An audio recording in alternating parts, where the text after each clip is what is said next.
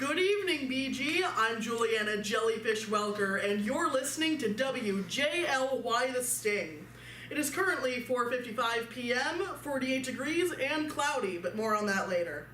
Let's water jet into our first story, coming from Amazon, who has yet again pulled merchandise promoting far-right ideologies from its online marketplace.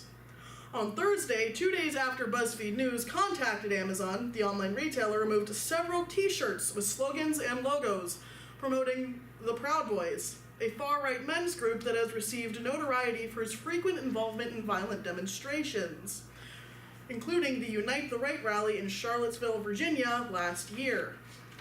The group, which only admits biologically male members, is dedicated to what McGuines calls Western chauvinism, in which, quote, men refuse to apologize for creating the modern world. The group says it is not an alt-right or white supremacist group, but instead driven by anti-racial guilt. They say they accept gay and non-white members, so long as they agree that, quote, white men are not the problem. That's all we've got on that for now, but it's time to drift into deeper waters to see what's current in foreign tides. More than 20 years after his father almost bargained them away for a pair of nuclear reactors, North Korean leader Kim Jong-un has his nuclear weapons, and a nation that is still plagued by chronic blackouts. Even on the clearest days, plumes of smoke from two towering chimneys linger over the center of Pyongyang.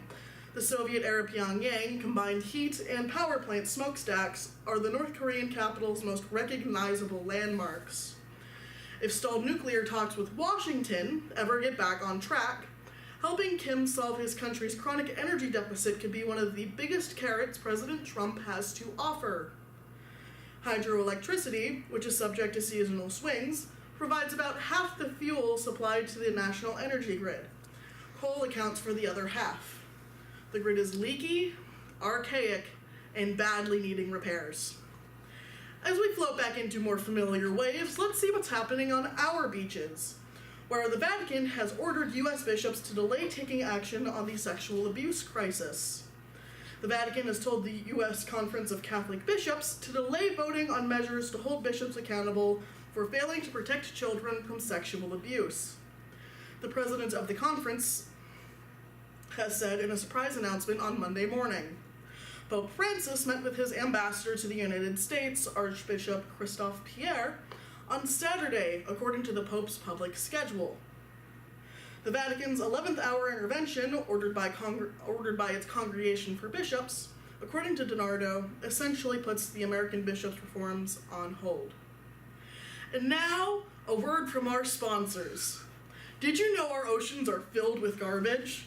Do you want to feel like you're making a difference without actually making a difference?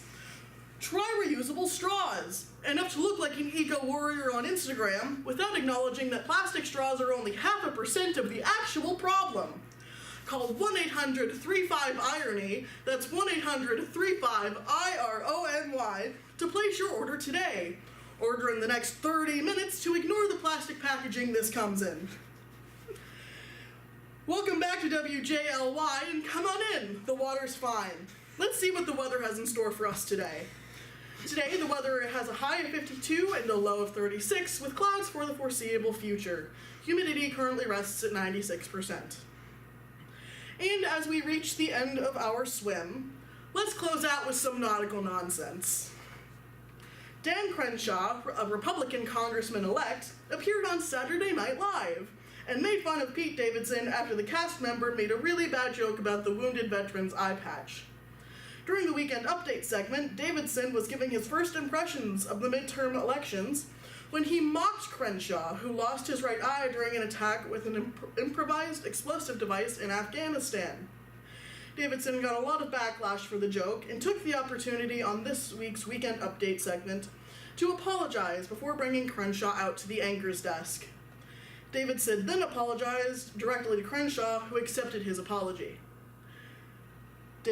Crenshaw then said, "This is Pete Davidson. He looks like if the meth from Breaking Bad was a person." Thank you for tuning in. I'm your ever-aquatic host, Julianna Jellyfish Welker, with WJLY The Sting. Travel safe and stay dry.